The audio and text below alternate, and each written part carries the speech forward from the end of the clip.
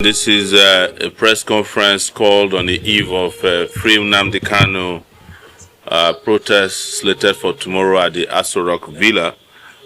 We are here to let people know that this action is going on as planned across the world, as a matter of fact, but the center of gravity will be Abuja, the Federal Capital Territory, where Mr. Nnamdi Kanu is currently unlawfully and unjustly detained by the director, the State Security Services, known as DSS.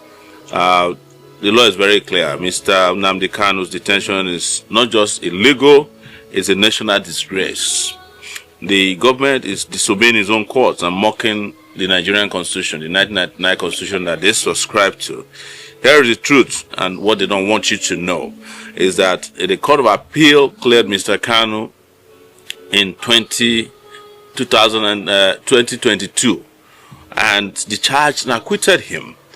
That's the final. Yet the DSS, even upon this discharge and acquittal, never released him even for a second, in disobedience of the Court of Appeal position. It was pure contempt, and it has always been their tradition to defy the rule of law that they claim they subscribe to.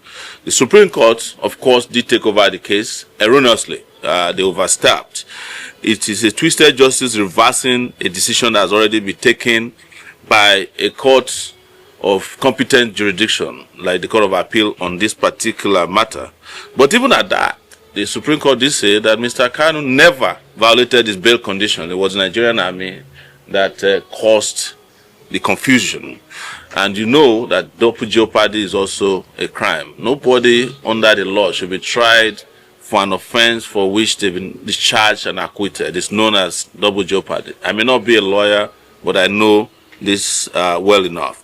So also, let us let you know that the law under which Mr. Kanu has been tried is known as the Terrorism Act of 2013, which is dead and buried. You cannot try anybody under a law that does not exist. So we want to let you know that this fight is bigger than one person. It's about every Nigerian right to justice, dignity, and freedom. And when the state tramples on one man's right, it endangers all of us.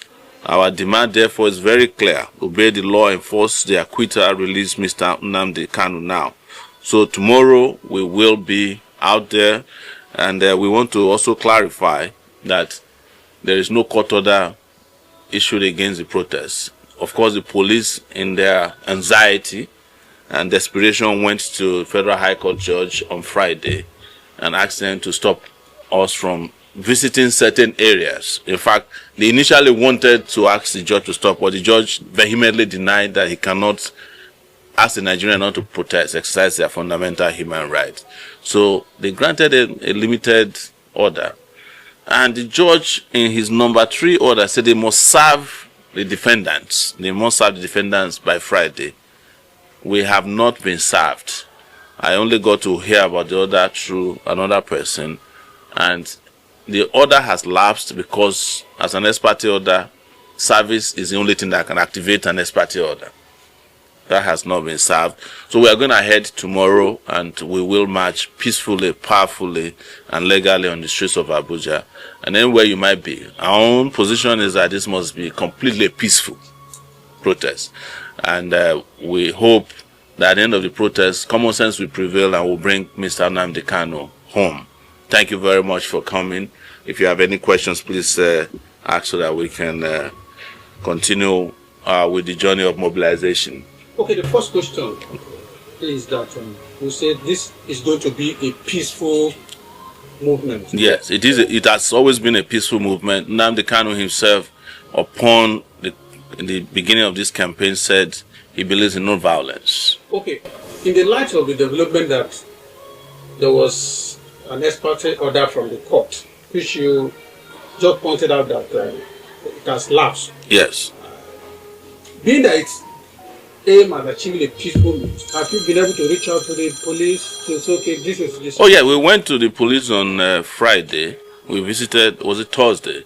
We visited the Nigeria Police Force FCT command because they sent a letter to, they called the lawyer who had written them a letter. I accompanied the lawyer there, Barrister Maxwell Opara, who is one of the lawyers to Nnamdi Kanu, who had written a letter to them. So when I arrived there, they said I was not invited. So they apologized to me, and So, but I was there on I think it was on Thursday, right? I went to the police command. Yes, the day the new police commissioner started work was that day we arrived there. So we also want to make it clear that we've heard that the police commissioner who is newly arrived was given a marching order to be high-handed tomorrow. We just want to warn him that he's a member of Nigerian police force and not a private mercenary force of any political party or politician or special interest, and that nothing must happen to any of the protesters tomorrow. The job of the police is to protect, and anything short of that to be an international crime. Yeah, the course of action you are taking, one may ask, why are you taking this kind of action? Bearing in mind that the case is in court, why not wait for the court to see it through? Well, I just read to you that the case had been completed in court as far back as 2022, when the Court of Appeal ruled that his extraordinary rendition and his trial was null and void, discharged and acquitted him. What we are having now is a rigmarole, is what is referred to as double jeopardy in law. It is a crime. So if there was a case, they would have been able to conclude it in 10 years, or when they renewed it in 2021. But the position of the law and the position of the court, which has not been vacated, is that it's discharged and acquitted. How far do you intend to see this through, assuming he's not alive? Until Nnamdi Kanu is free.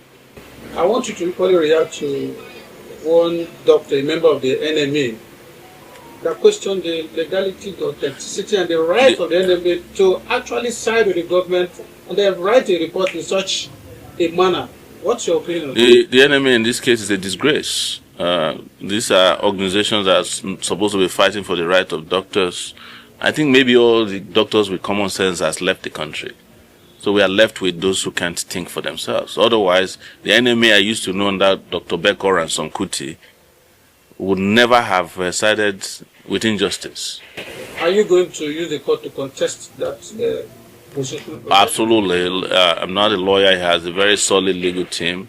We are just providing a solid team, as citizens of conscience who are appalled by the continued trial and the violation of Mr. Nnamdi Kanu's rights and those of his organization. That's what we're here to do, because we are all one, all of us who are oppressed in this country. Does this case, Nnamdi Kanu's case, does it equally now validate the fears in Nigerians that they have no hope in the judiciary? Yes, I'm in a better position to tell you, because I also get unjustly tried by the Nigerian state through our court system. Just 2 weeks ago, I was in 1 week charged to court for offenses that were not only nebulous, frivolous, but violated even my own personal dignity, and they were done by judges. So this is also a challenge to our judges and the Nigerian judiciary to go back to doing the work of what is just and legal. Finally, what would you say to those who are nursing the fears that the court has made a decision, the police will go high, and then they shouldn't? No, there's no decision, let's be very clear, there's no decision from the court not to protest. The only order that was given to the police, which we just saw today, said, don't go to Sowore and don't go to certain sensitive buildings, according to them. But we have told you the position of the law regarding an ex parte order obtained but not served. You can only activate an opt-out. And the judge was very clear. Serve the defendant by Friday, the close of business. Nobody served us. Even though I was at the police station myself. I think I was on the police station on Friday. I wasn't served. I was at the FCT command on Friday. Same day they were obtaining their court order, their fake court order.